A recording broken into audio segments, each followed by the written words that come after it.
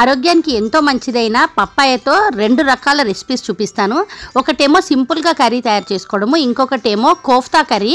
ఇది రోటీకి అయితే చాలా బాగుంటుంది. పప్పాయ పండు కంటే ఇంకా కాయలోనే ఎక్కువ ప్రోటీన్స్ వైటమిన్స్ ఉంటాయి అంటుంటారు. అంటే పండు తినని వాళ్ళు ఇంట్లో పిల్లలు కానీ కొంతమంది పండు తినారనుకోండి, వాళ్ళకి చెప్పకుండా ఇట్లా కాయతో మీరు కర్రీ చేసి పెడితే అది పప్పాయ అని అసలు గుర్తు కూడా పట్టరు.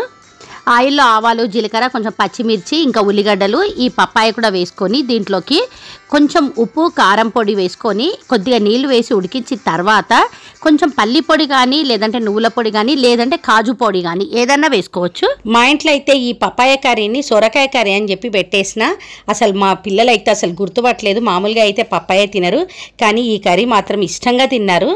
ఇంకా కోఫ్తా కర్రీ కోసము పప్పాయని తురుముకోవాలి. ఇట్లా తురుముకున్న దాంట్లో కొంచెం ఉప్పు వేసి పక్కకు పెట్టేయాలి ఒక 5 నిమిషాలు. తర్వాత గట్టిగా పిండితే అందులో నుంచి నీళ్ళన్నీ కూడా బయటికి వస్తాయి.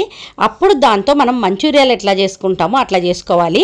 తర్వాత ఇందులో ఉప్పు, కారము, ఇంకా జీరా పౌడర్, ధనియా పౌడర్, మీకు ఏది ఇష్టం ఉంటే ఆ మసాలాలు వేసుకోవచ్చు. ఇందులో కొంచెం శనగపిండి వేసుకొని ఇక్కడ వీడియోలో చూపిస్తున్న విధంగా ఆయిల్లో డీప్ ఫ్రై చేసుకొని తర్వాత కర్రీ చేసుకోవాలి. మామూలుగా ఈ మంచూరియాల టేస్ట్లో ఉంటాయన్నమాట. వీటిని మనం ఉత్తిదే కూడా తినేయచ్చు, లేదంటే ఇట్లా కర్రీ చేసుకుంటే చపాతీకి బాగుంటుంది. ఈ ఫుల్ వీడియో చూడాలనుకుంటే మన ఛానల్ నేమ్ కింద యారో మార్క్ ఉంటుంది. యారో మార్క్ దగ్గర లింక్ ఉంటుంది. ఆ లింక్ను ఒకసారి క్లిక్ చేసి ఆ ఫుల్ వీడియోని ఒకసారి చెక్ చేయండి.